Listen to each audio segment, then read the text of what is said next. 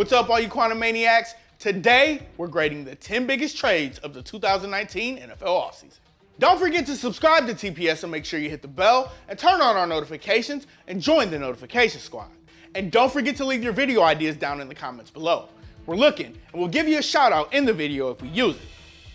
So, the fun part of the 2019 NFL offseason is over and done with. All of the big free agents have new homes, most of the top trade candidates have been sent to new teams, and the draft is done. Now, it's the waiting game.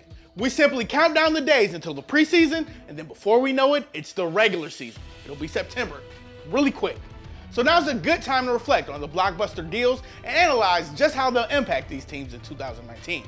That's right, guys. Professor Young is on the job, and he's going back to school to hand out report cards for the biggest blockbuster trades. Honorable mention, Josh Rosen finds a new home in South Beach. When the Arizona Cardinals selected Kyler Murray with the first overall pick in the 2019 draft, the writing was on the wall for last year's first-round pick, Josh Rosen. The Cards finally found a suitor for Rosen when they sent him to the Miami Dolphins in exchange for the 62nd pick in the 2019 draft and a 2020 fifth rounder. The Cardinals traded their first, third, and fifth rounders last year in order to move up 5 spots to get Rosen. 1 year later, they're trading him for a late second rounder and a future fifth rounder? Sure, they got their new face of the franchise in Murray, but this is still a D+ move for the Cards, in our opinion.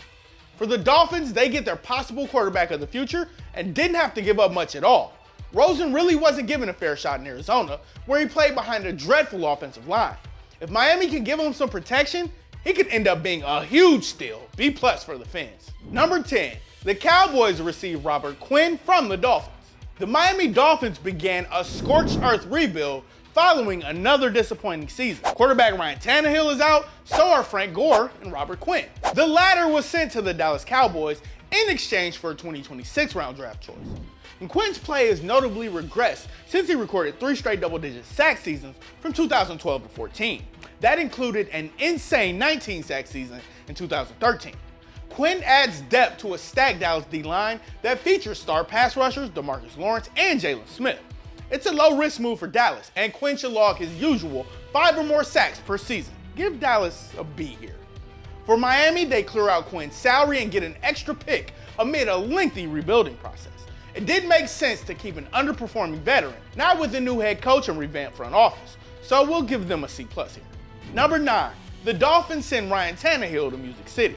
After missing the playoffs once again, the Dolphins decided it was time to move on from Ryan Tannehill after 7 years with the team. Needing a backup for the often injured Marcus Mariota, the Tennessee Titans picked up Tannehill, plus a 2019 6th-round pick, for a 2019 7th rounder and a 2020 4th rounder. The Titans now have one of the league's best backup quarterbacks around, and Tannehill is a big-time upgrade over Blaine Gabbert. Finally, they have insurance in case Mariota gets injured again, which is probably likely. The price was low, so this warrants a B. For Miami, a 4th-round pick plus a 7th is a nice price for Tannehill. He simply wasn't justifying his contract, was often injured, and couldn't take his game to another level. Now they'll get to rebuild with a younger Josh Rosen, so let's give him an A. Number 8, the Patriots acquire Michael Bennett from the Eagles. This trade didn't really seem to garner that much attention, but just you wait. Michael Bennett is probably going to register double-digit sacks for Bill Belichick while earning another Pro Bowl selection and possibly getting to another Super Bowl. Bennett, a 3-time Pro Bowler, was acquired along with a 7th-round pick in 2020 from the Philadelphia Eagles for a 2020 5th rounder. It's a genius move for Belichick, who will instantly replace top pass rusher Trey Flowers, who bolted for Detroit. When healthy, Bennett is usually good for around 7 to 10 sacks a season. He'll generate pressure up the middle and ensure that New England's stacked pass rush stays intact. And Belichick gave up practically nothing for him. This, as always, is an A for the Patriots. For the Eagles, well, their defensive line is arguably the best in the NFL right now. They cleared out cap space and went on to re-sign Brandon Graham while adding Malik Jackson. They didn't get a return, but the deal made perfect sense for Howie Roseman anyway. So let's give the Eagles a B- here.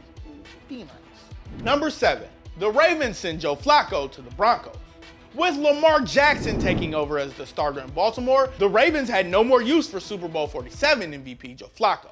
The quarterback-needy Denver Broncos scooped up Flacco from Baltimore for a 4th-round pick, and that's not much of a price for a starting caliber quarterback, and John Elway really has nothing to lose here.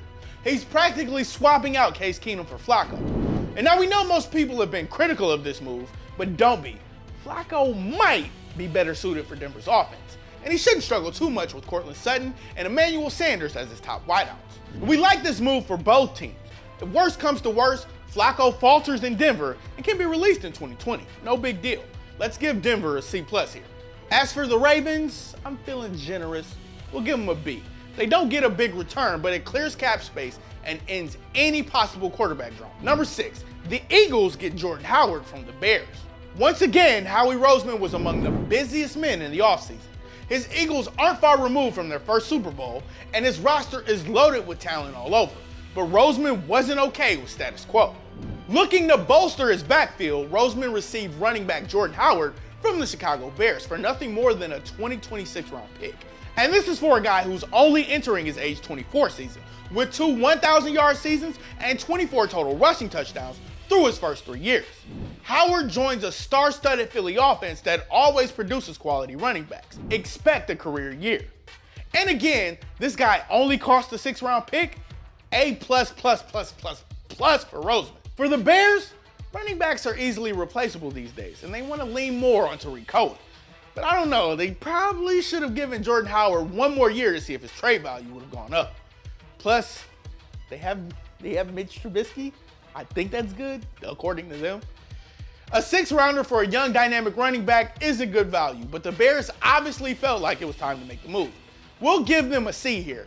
Number 5, the Eagles reunite with DeSean Jackson. The speedy D-Jack spent his first 6 seasons with the Eagles before being released by then head coach Chip Kelly, which left a lot of people shaking their heads. Jackson asked for and received the trade from the lowly Tampa Bay Buccaneers, and they dealt him to the Eagles along with a 2027 round pick in exchange for a 2019 6th-round selection.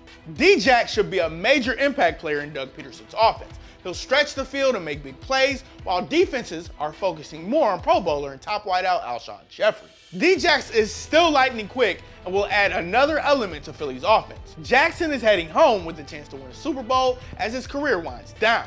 This is a B+ move for Philly. As for the Bucs, new head coach Bruce Arians had to rebuild this offense a bit, and getting a 6th-round pick for a disgruntled, expensive, underperforming, and aging wideout isn't something to frown over. We'll give Tampa a C+ here, because they simply had to move on. Number 4, the Chiefs trade Dee Ford to the 49ers. Well, it's disappointing, but Dee Ford's final moments with the Kansas City Chiefs include the image of him going offside to nullify a game-ending interception in the waning moments of the 2018 AFC Championship game. He'll never get the chance to redeem himself in Kansas City. But Ford, coming off his first Pro Bowl season, in which he recorded 13 sacks and 7 forced fumbles, gets a fresh start with an up-and-coming 49ers team. San Francisco acquired him for a 2020 2nd-round pick, and Ford was instantly handed a 5-year deal worth a max value of $87.5 million. Ford joins a 49ers front 7 that includes a rising star in DeForest Buckner and 2019 2nd overall pick Nick Bosa, plus free agent pickup Quan Alexander. Ford should have no problem producing on the West Coast, and the 49ers are in a position to win now. We love everything about this move. Give the 49ers an A. For the Chiefs, let's give them a C+. We're factoring in another big trade they made, one that probably doesn't happen if they keep Ford. A 2nd-round pick is a good price, but here's our next point. Number 3, the Seahawks trade Frank Clark to the Chiefs. The Seattle Seahawks franchise tagged defensive end Frank Clark, but the two sides couldn't strike a deal. And so the Seahawks shopped Clark and found a team that was willing to pay a premium price for him, the Kansas City Chiefs. Kansas City acquired Clark and Seattle's 2019 3rd-round pick in exchange for 2019 1st and 3rd-round selections, plus a 2020 2nd-rounder. After the deal was made, KC gave Clark a 5-year deal worth $105.5 million. Clark is only entering his age 26 season, and he's coming off a career-best 13-sack season. It was the 3rd straight year in which he recorded 9 or more sacks. The Chiefs rebuilt their defense in the offseason, releasing Eric Berry and Justin Houston while trading Dee Ford to the Niners. We do like the Clark addition, but this was quite the price to give up. KC could have just retained Ford, a similar impact player, and kept all their picks. Or they could have signed a veteran presence. We do like Clark, but this is just too much. For a grade, let's give the Chiefs a C+.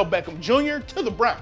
The Giants handed Odell Beckham a $95 million contract extension before the 2018 season, but LBJ trade rumors began to swirl amid another losing season in the Meadow Leagues. The Giants kept saying they wouldn't trade him, but as we know, promises mean absolutely nothing in the NFL. The Giants wound up sending away their franchise wideout and pass rusher Olivier Vernon in exchange for safety Jabril Peppers, guard Kevin Zeitler, plus Cleveland's 2019 first and third round picks. The Browns were stacked enough with a bunch of young stars in Baker Mayfield, Nick Chubb, Myles Garrett, and Denzel Ward. Now they have Beckham and Jarvis Landry, two of the NFL's most elite wide receivers. How incredible is this going to be? The Browns have spent years trying to build through the draft. They had all the main pieces in place already. Hell, they could have traded 3 first-round picks to the Giants. We probably wouldn't complain. Actually, I think we would. I probably feel like I would complain. Cleveland isn't up and coming anymore. They're here to win, and they're here to win now. And Beckham is still relatively young and still in his prime. We have zero concerns or complaints about this trade. Give John Dorsey an A+ times infinity. For the Giants, well, a lot has to go right now. Who's gonna be their go-to wideout? Will Peppers really replace the production that Landon Collins left behind? And will this terrible drafting Giants team actually make the most of the picks Cleveland gave them? No. No, no, no, no, no, no, no, no. It's hard getting good value for a player like Odell Beckham Jr., and New York should have built around him and kept him happy. Like, why would you give him that contract extension last year? Like, why?